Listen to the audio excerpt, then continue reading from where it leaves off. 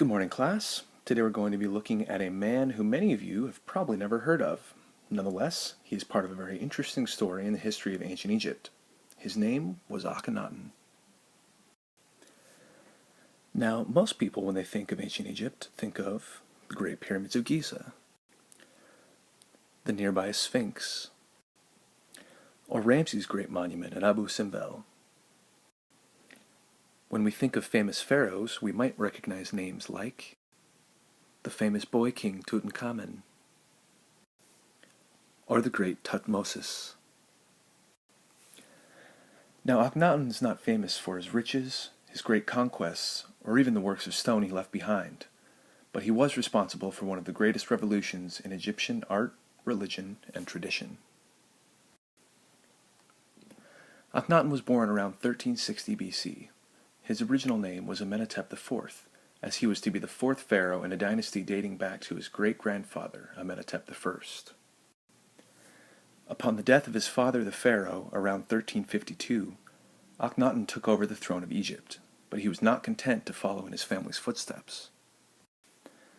In the 5th year of his reign, Akhenaten moved his capital city from Thebes, at that time one of the largest cities in the world, up the Nile River to modern-day Amarna.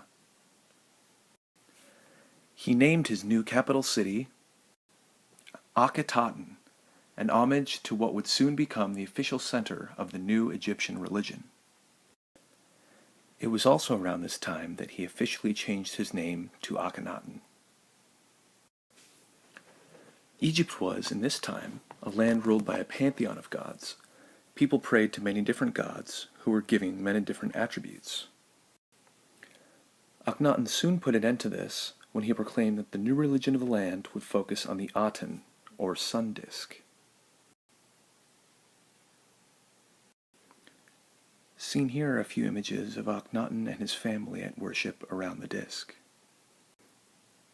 Akhenaten's new religion is thought by many to be the first appearance of monotheism, or the worship of a single god as opposed to many.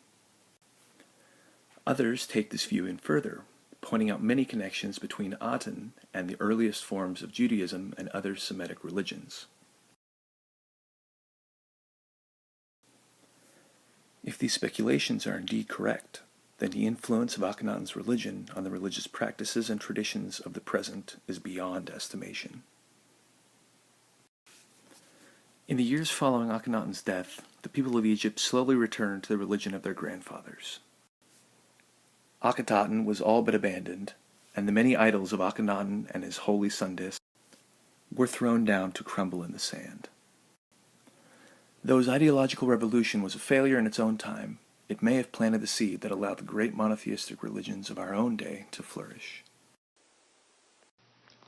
So that's been the story of Akhenaten, a pharaoh like no other. Hope you enjoyed, and maybe you learned a little something as well. See you next time.